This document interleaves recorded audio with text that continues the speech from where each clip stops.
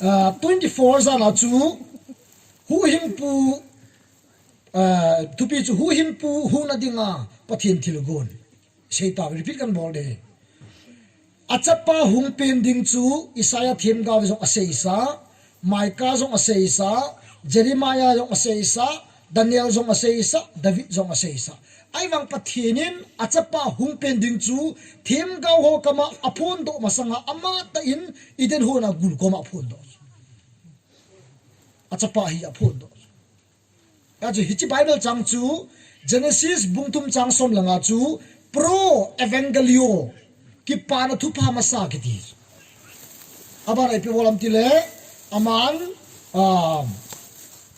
big di an man chang achapa hung pen ting le hichi achapa thil bol ki pan thu pa so chadana ato ho gospel hi chitin nam tinin pau tinin azi theya asim the na dinga pathin Greek dia na man cha vanoi pumpi Greek pau na popular sa acho pre plan cho program gun sa koi number 2 a gospel ki panatu pa kole mun kam mun chom simlamar sa le lang mun tin alun thena dinga pathinin romte anaman cha ki na romte chu lampi sem to sa na koi wale jisu ahum pen pha na ama gospel chu mun chom lung the ni lampi sem dinga romte naman cha ki abana pathinin hebraite aman cha ki hichi khang la ya mi ho ta san chu pathin ja chom omen bal pathin asera pathin alo sem thu pathin ta ta sanovin awang hebraite chun monotheism pathin kha ta san hichi hebraite ta san pathin kha se ti pa chu chitin nam tin lung thima aum thena pathinin hebraite ta san chu mitin ho lung na khum pi as pathin thil gon chu iden ho na achapa pending gul masanga satan ang sunga phon do jisun alucham choi avo chimastal calvary cross avo chi cho se ga azo avo chi hi je se ta hi abana chu jisu krista apinta Micah them gavin Ifratha Bethlehem Juda gampumpi anangma anyo pen hipoi asi chu nangma akona leng ka hung peng do ding hi Joseph to azihol Mariam chu Nazareth a cheng hon jo ai wang Augustus in thu api pha na chu David phunga pe hi ja chu David pen na Bethlehem a chu min su dia chu Joseph min azihol akipui ni thum lampi a akipuya Bethlehem hun lo le Mariam du so ai jo ji pathim thil gon Micah thim gavin Bethlehem tia na phun do sa janga masanga kum janga masanga na phun do chu agui hun dinga chu pathinin Caesar Augusta saban cha Joseph ti hum ki tola arun la naw pe hi tia zoi ni ape na chu ganina pe hi ganina pe ka unu hi ka chunga nu hi lowa pe ngai phai le ya masang la nu ti ho ha na ha the tulai nu pi tha awang masang a ho wang a zo pha zo lo di ti na ta ka nu chu kai ham se awang phai le bol chang a tu so di a so di ke ba zo hong ti le in ong run masang a phai le hong so pa ka chunga nu sung so an ki pom ki dina an pom lun ki jem chan ya dam te zo jing thai a lo a kun ki jem nào sen vậy là kỳ lên mà lúa cuốn cái gì mà nào đâm nào thì đi lô mi đâm thế rồi na mi na hạ này rồi ai bằng Giêsu chú hello Giêsu bằng chú gặt ina pieng này à khốt tôm sao lô à kiang musa sao lô anu Miriam chun pun si Azil kit tu bak pun nem Bible khang la chu pun ha cho factory lo industry lo tu la wang chu pon so ma cha second hand second number cha so ma i choi la pon hoi ta ki bu cho second hand Bible khang la ya chu industry lo factory lo machine lo mi hau sa hon bo pon man tap nei jo tu pak pon nem ase ba se ma tu pak pon nem chu mi hau so hon bo pon hau again te ho chu pon nei yo lo hi chi pon se neo cha Joseph to as you hold Mary and nature at atom lan ain ken te jong ki pa pilo in sa jong ki pa pi ma wang wa noi mi he min a ki pa pilo wangin pathin wana konin van til jani an sol ni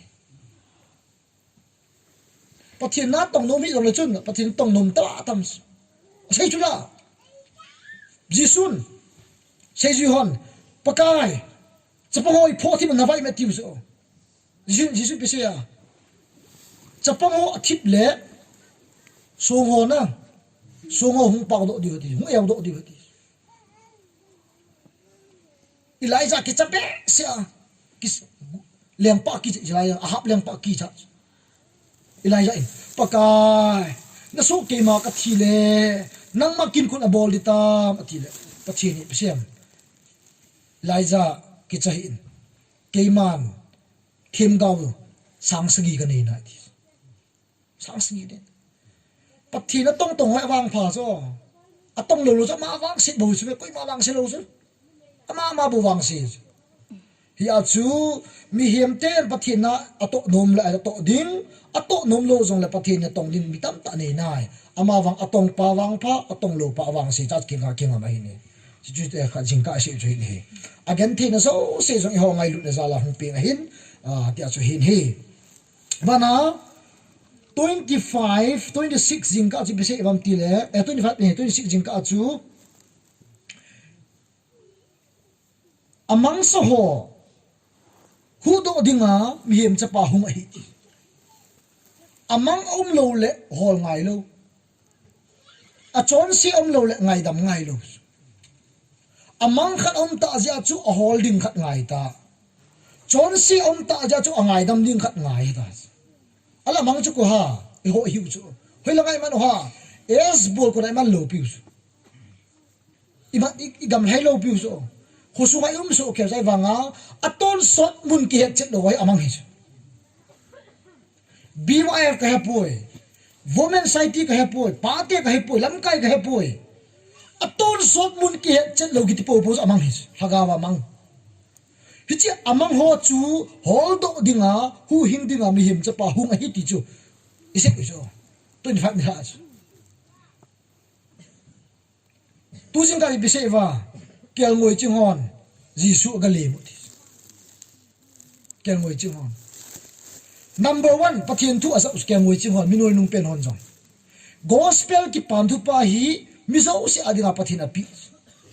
minoi nung pen kel ngoi hon nga ngoi ching hon jong aza mi chung nung pen herot leng pan jong aza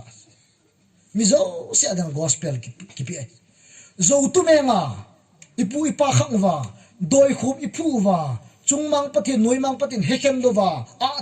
a chaka ngai ki thoi lai wa chu humlam ka ma ko na William Pettigrew Anderson dapo grocer te huwa zo tume ngai hungol do chu gospel jala but in solve it gospel mi zo se adi Narendra Modi jong Bible hi Christmas gift amus jika sei ta chu gospel mi o chunga thungai koi bacha pathin ang sunga pakai itiki ka so sap di ham gospel la ka za khapun jisu la ka mu khapun koi man la pathin tu ACP khapun ati a koi bacha jisu ma sang kile thelo pathin til semon jong pathin lo pi phon do so koi bacha kile thelo rom bung kha na mai no zo na zo bacha kile thelo lo na kile no mala pastor paul na ko chula Christmas a thu sei lo ati asay na ti tho tho di ko ma sa ke the boy kel ngoi chim hon jisu agale mo pathin tu azave very good apai hon so isa tave awang za ki chai lo pathin tu kel ngoi chim hon chon azavin akipat do vin belem azon ta ba action practical kaping ta tai ki tian lang inop no me zu ki don te hen lang kaping tha tai getian la inop do min inui pa ke ho hen lang kaping tha tai ho in ki kai lo ei ma dung ta sa ngai ki mangle hi jo si tawang ham koi pap se le asu du kul pem tha alung thim pen tha lo ibang su du kul jo na dang chung na dang wa ne sa ong bodo ho su du kul ki ti akam pen tha alung pen tha lo ki do pathin na cho reject a ball amal apam adei lo hi apam pa hi cho cho chu kial moi ho chim hon zo pathian tu azavin azuiwin to aboza athum chan achun aga thilmu chu mitin kom asei son levedi on zong hi chi hu hing na pa hi pathian na ha to kial moi chu on zong jisu aga mu cho koi thim povit ahong kile win amu ho zo si ko asei son win le aza phazo sin kidak asavedi zo tuni anang chu bible na ki put na Bible lakha sakawa labu na kipu a Pakistan gama Muslim gama nakal sonzo lopi jo okay ho lopi chu ai wanga na chan na kivon na kita na nun nem na chun pathir ta lang ni hallelujah chichu ka ti jo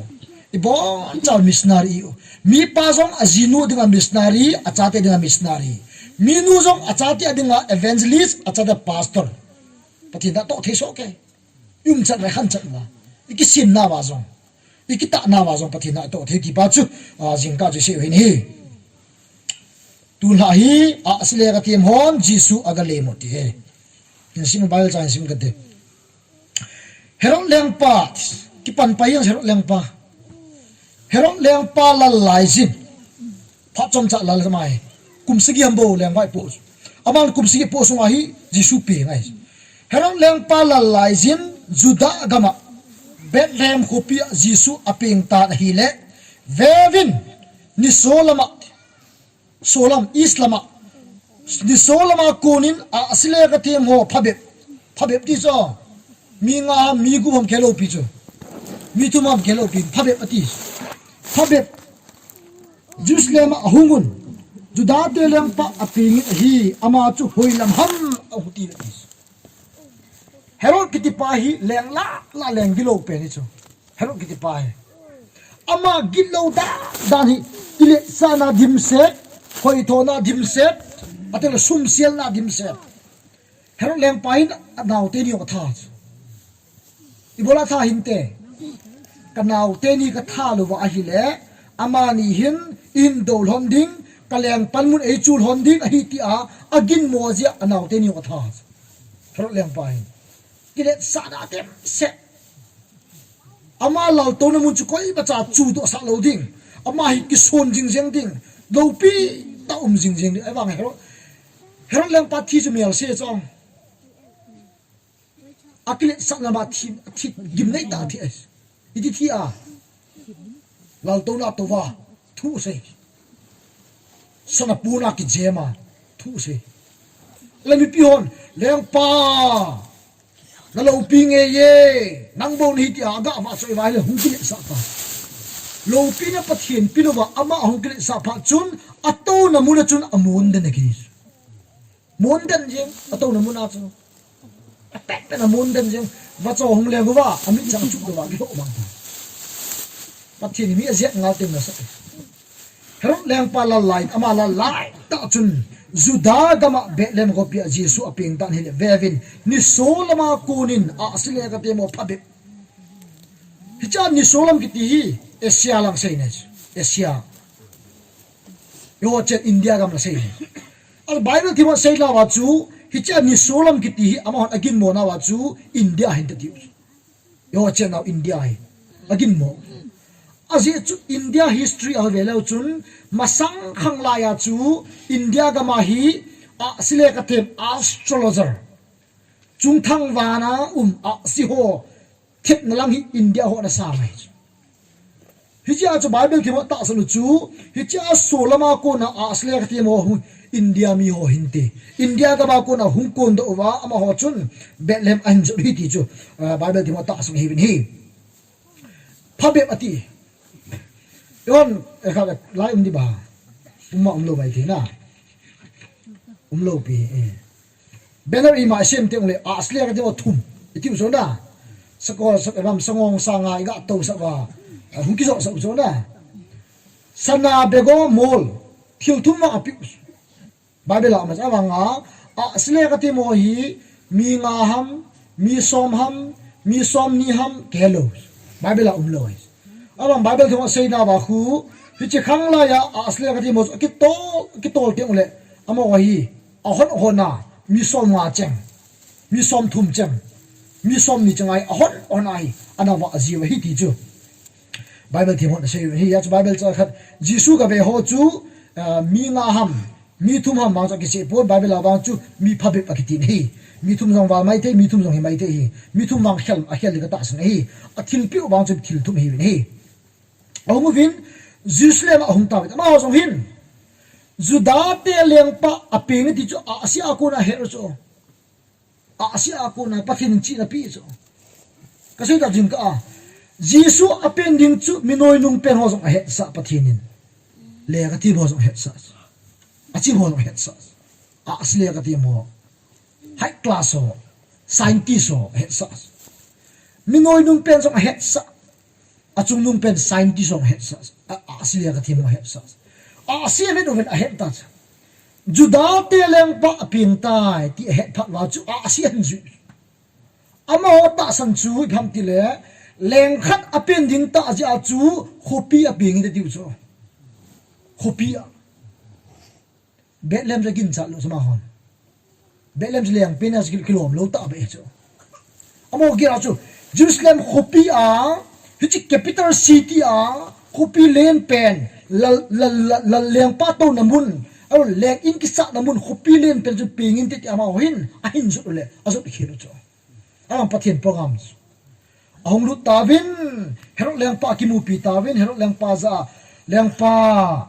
Asia kun kon ka hetave Juda te leng pa ping tai ti ke hoilai ham atile herok leng pa lung tu ibisia herok leng pa hin chule Jerusalem mi pi abon chavin alung jing ta he ti lung jing pa ye herok leng pa so ki pa mala are iti ke leng ki a iti leng a ping le ti ham ati mai ta so kanau te ni ki thana ka zinu herok leng pa hin a zinu pa jong tha ka zinu pa jong ka tha a gei lal ton ei chu the gom leng ping lung jing pa yin so lung jing pa yin ile sa pa yin tai ki dak tak ngai ta ki dak tak chu pha nin a khom tai ti herok leng pa hin agam sunga chu pha nin them pu pi pui ho le mi ho dan tu sun ho a khomin herok lem pat a ko khomin Krista hoya ping di ham tin adong tai do pa yang a ko khoma them pu ho them ga ho dan tu sun ko khoma hoi ta discussable piece ruma ko hoi ta to pi di cho very very important meeting ta to ai meeting la meeting chung nu pe nei pi ta ako khoma Juda te leng pa kiti Krista ati pa hui hoya ping nam ti do ta ado phana chu bise ba ama hon miching ho chun adon buwin aza leng pa Juda agam Bethlehem ping ding a hi ati pi izi ina mitile them ga hon hitin asunave vo Juda gama Bethlehem Juda vai potela nangma itin ma jong le aneu pen na hi poi izi ina mitile nala aku na vai po khat kamite Israel te chingding chu humpeng do ding a hi tin them ga ho kawa konin akisune ti mai ka them ga le khaji chu them kha le ho chi hero pa ako ko mo do pa chu hi miching ho chun lem pa se pa kai lem pa Juda te lang pa chu them ga ho sei bangin Bethlehem pin ni ti akisune ti pi chu phat chun herok nin a asle ka mo ko khomin gu thimin chu in herok in a asle ka ti mo chu gu thimin akovin a asiso pha iti phana asi hung am adongin kiche tain heto ta chuin ama ho chu Bethlehem asolin chiwin lang naw sen chunga chungchang thu do chu kiche tain ga dong to win chule namu do tengule keima jong ka chi a chi bai ka ga bu thina dingin ka henga thu hin pukit wi ta warning chu leng pa pi na pai ta plan bo chong ke jong ka chi a chi bai ka ga bu dik ti hi aga bo go lo pi cho ka tha ti chu me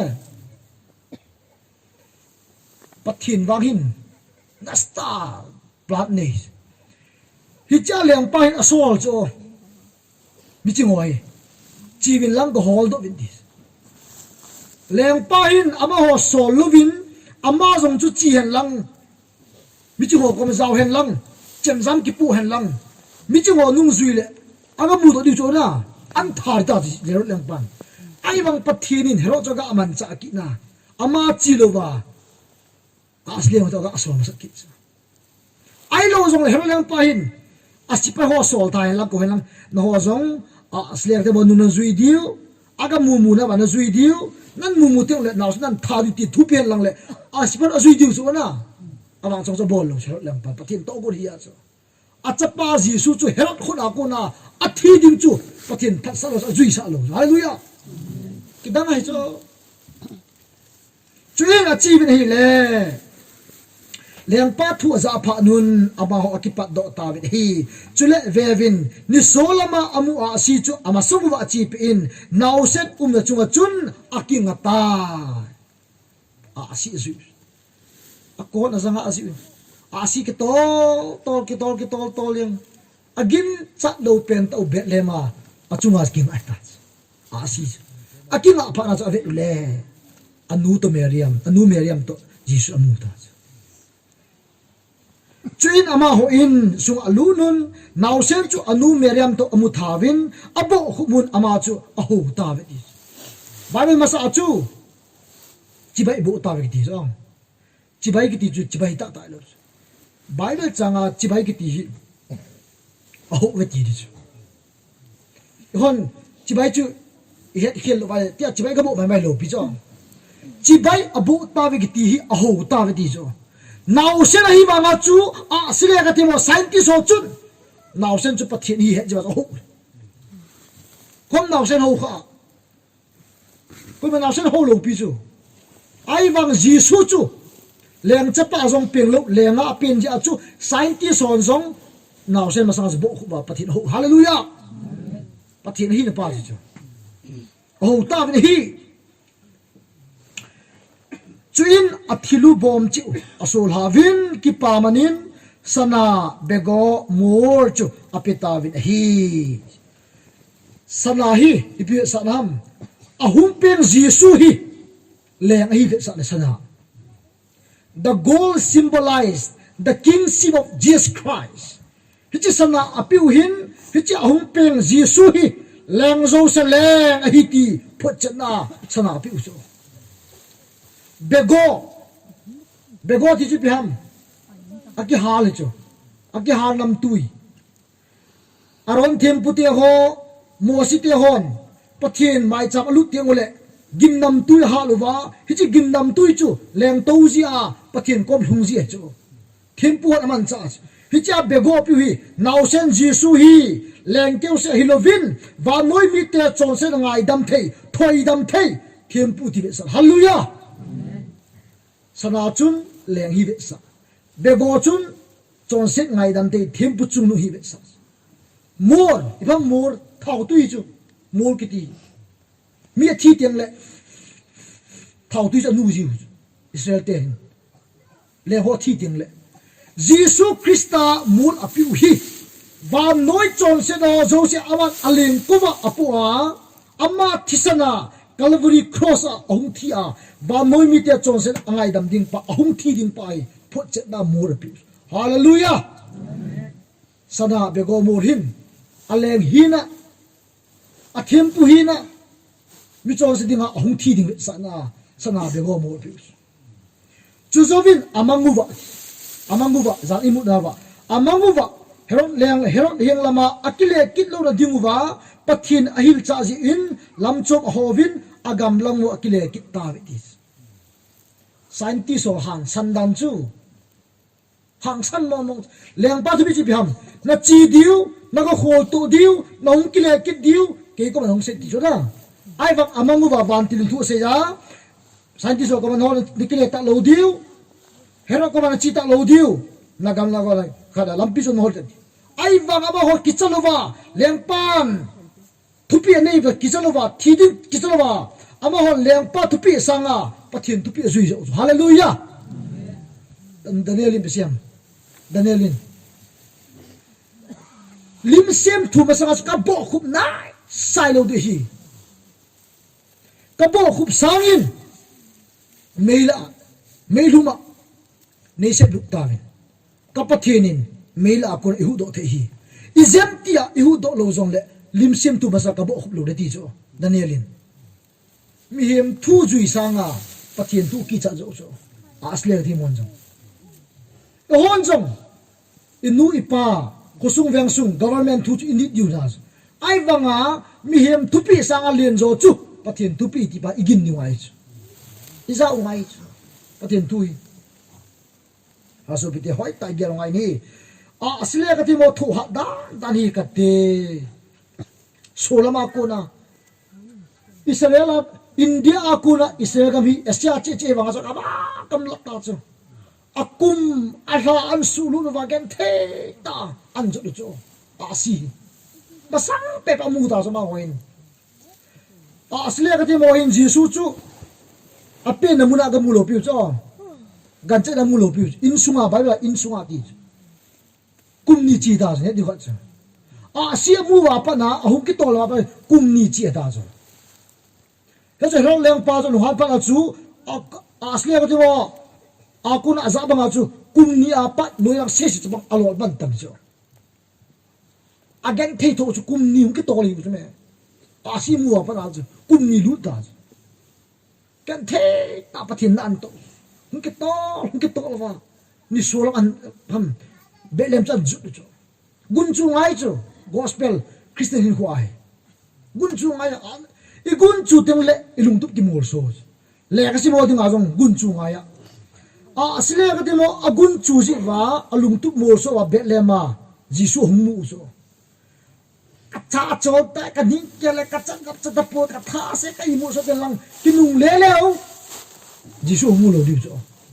agun chu za wa lung tu mo so le si ma so le ka ha si vai le lung tu mo so di ni tu jing ka ni sing ka te ka nga artas England London a he sim ngai ta phachan wa den nu den wa gur chmon phang ngai ta London a hi gari chula chuti tam jeng bazara mi chuti tam jeng chapang khat ni mangai anu to ki bok la he bazar mi tam la anu khut tu ya kilamet nombe se ra cho anu jan chi pai pa mai manga anu hol mo ta chuti kayang mami pe ki cha ta Inspector pan, police pan. Hey, baby, where's your mother? I don't know. I don't know. Where's your father? I don't know. Any phone number? No phone number. I have kilo sa bangsa. No. Kisawal. Police pan. Na viang mo chu itabaham, viang so hete italo. Iba sa hete lo tas. Alung dogwal sa bang pas kisawal. Police pa kai le lungdan jas kai le jen ki kai le lang le jen tia chapang pa in ani an ki mu kha le atia kai le chu tang sunga chu